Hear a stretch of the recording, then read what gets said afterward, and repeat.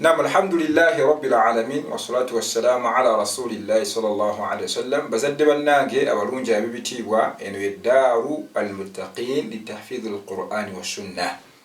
نرسمه اليفة يبقى دار المتقين كيفو وكونغاني واباتو أبفايو كتي الله سبحانه وتعالى مبيبكولا نبقواتي من القرآن نسنا زنبك محمد صلى الله عليه وسلم. وقال الذين لا يرجون لقاءنا لولا أنزل علينا الملائكة أو نرى ربنا لقد استكبروا في أنفسهم وعتوا عتوا كبيرا. وإذ قال موسى لقومه يا قوم اذكروا نعمة الله عليكم إذ جعل فيكم أنبياء وجعلكم ملوكا وآتاكم ما لم يؤت أحدا من العالمين. وعجبوا أن جاءهم منذر منهم وقال الكافرون هذا ساحر كذاب أجعل الآلهة إلها واحدا إن هذا لشيء عجاب. وإذا سمعوا ما أنزل إلى الرسول ترى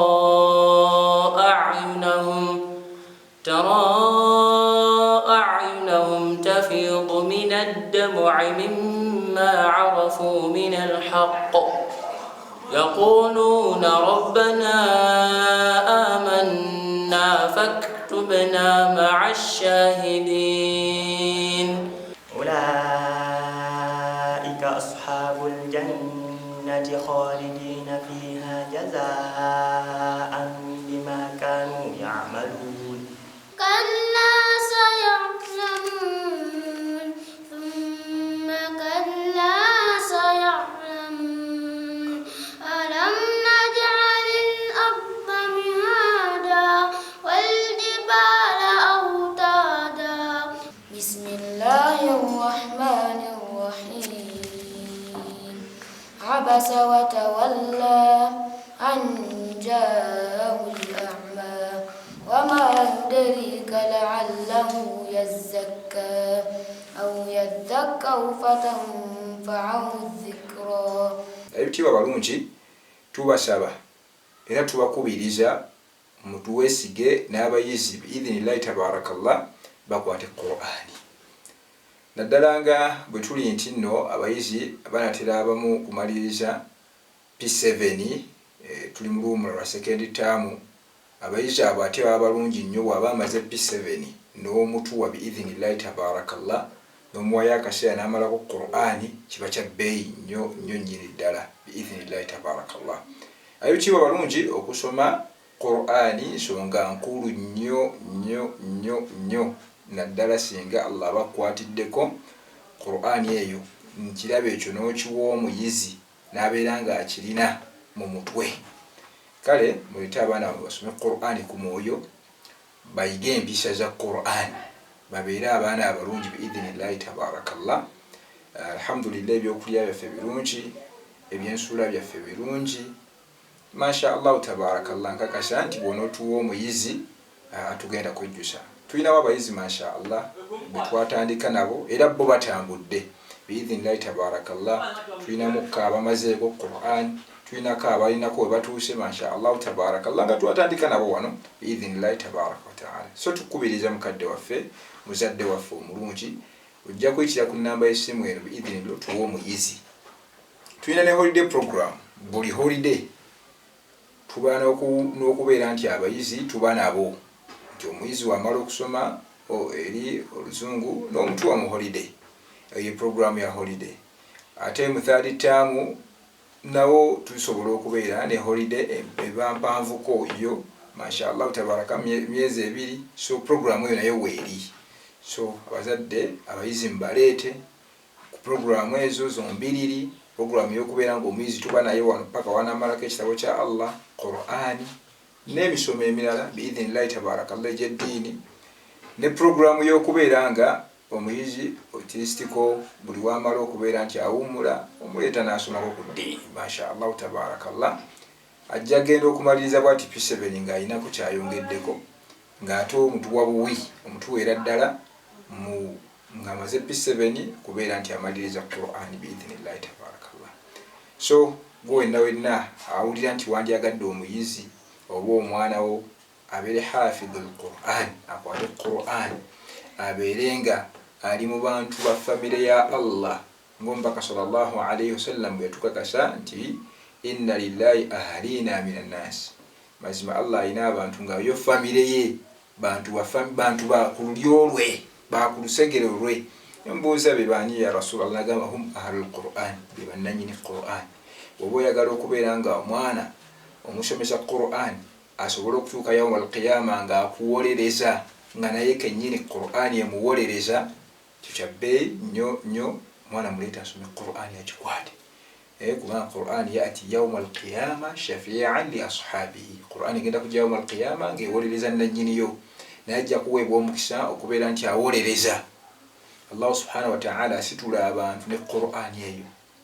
Omwana buli w'omutwa n'asoma Qur'an n'obwongo bwe bwa smart, buli kimu kiba kigenda kutambulira bulungi. So abayizi mbaleete biidhinillahi tabarakallah bakwate ekitabo kya Allah Qur'an. يقول الله تعالى في كتابه العزيز يا أيها الناس قد جاءتكم موعظة من ربكم وشفاء لما في الصدور وهدى ورحمة للمؤمنين. كما زوك جيبا جمولي وكبولي لله وبمكم برونجي رجع الله سبحانه وتعالى يسا القرآن إلمو كبولي لله ومنكو أفكو تشونونو أدكو بلونغم ألونغوسي وشفاء لما في الصدور.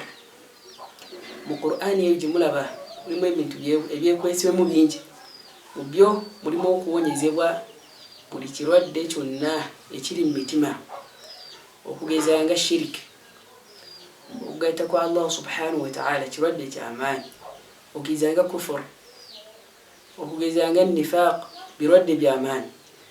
Omuntu abeera nga asoma Qur'an, Allah subhanahu wa ta'ala asobola okuyisizaako n'owona ebirwadde ebyo. Allah subhanahu wa ta'ala natugamba wa huda, mulimu obulungamu, wa rahma, n'okusaasira lil mu'minin, eri abakkiriza. Abasobola okubeera nga babituukako be babakkiriza, abaneewaayo ne babeera nga batuula wansi ne basoma ekitabo kya Allah subhanahu wa ta'ala. So kati ntwalira omukisa guno okubasaba yenna wonna wooli fuba nnyo okulaba ng'olunaku terukuyitako okujjako nga olina ky'osomye mu Qur'an.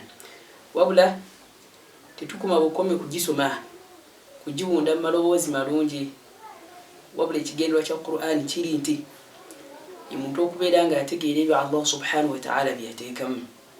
Tolina ky'osobola kufunamu mu Qur'an nga ogiwunze buwunzi mu mbeera y'okugisoma naye nga tofuddeyo kutegeera ki Allah kye yali ategeeza n'okubeera nga okiteeka mu nkola. Awo Qur'an wegenda okubeera nga ekugasiza. So baganda bange, bufuba nnyo okulaba nga emijiji n'emito, abaana abato bafunye nga mawaqif, ebifo ebirimu okubeera nga basoma Qur'an, ebakuliremu nga bakyali bato. Olw'ensonga Qur'an ebirungi byeyina biyitirivu, tosobola kubeera nga obimalayo. Era nga mbakuutira bw'obeera nga onoonyayo ekifo kibakwasizamu abaana Qur'ani, naffe wetulinawo ekifo kyaffe. Allah ateekemu omukisa Darul Muttaqin litahfizi al-Qur'ani al-Karim. Muleete abaana bammwe babeere nga bakwata Qur'ani. Tusangibwa Wakiso, ekifo bakiyita Kakunyu. وهذا السلام عليكم ورحمة الله وبركاته.